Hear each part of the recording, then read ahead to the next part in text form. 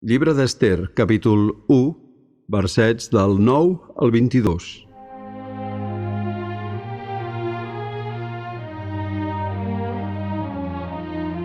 Xerxes destitueix la reina.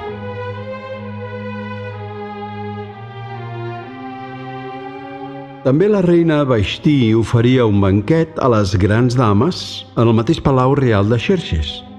El 7è dia, el rei s'havia posat tan alegre a causa de la beguda que va cridar els 7 eunucs del seu servei personal, Mehuman, Bizetà, Arbonà, Bigtà, Abagtàs, Setar i Carcàs. El rei els va manar que fessin venir davant d'ell la reina Vaixtí amb la corona reial.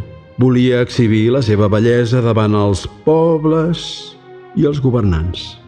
Vaixtí feia goig de veure, però la reina va refusar d'anar-hi contra l'ordre real transmesa pels eunucs.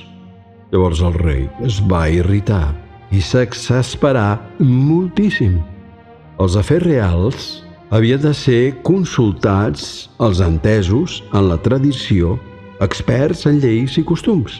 El rei, doncs, va fer cridar els 7 consellers principals de l'imperi persa i Mede, els admesos a la seva presència, Carxenà, Xetar, Admetat, Taxix, Meres, Marcenà i Memucan.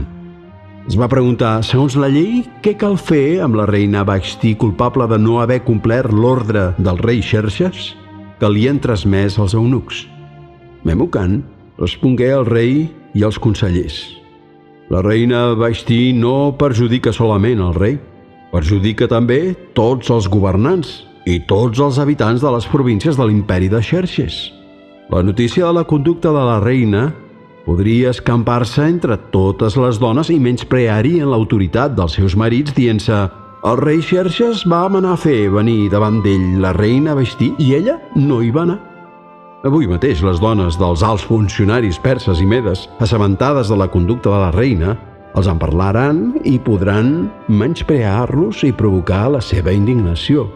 Per tant, si al rei li sembla bé, que es publiqui un edicte que digui: Vaixtí no podrà presentar-se mai més davant el rei Xerxes. El rei donarà el títol de reina a un altre de més digne. L'edicte serà irrevocable segons la legislació persa i mede.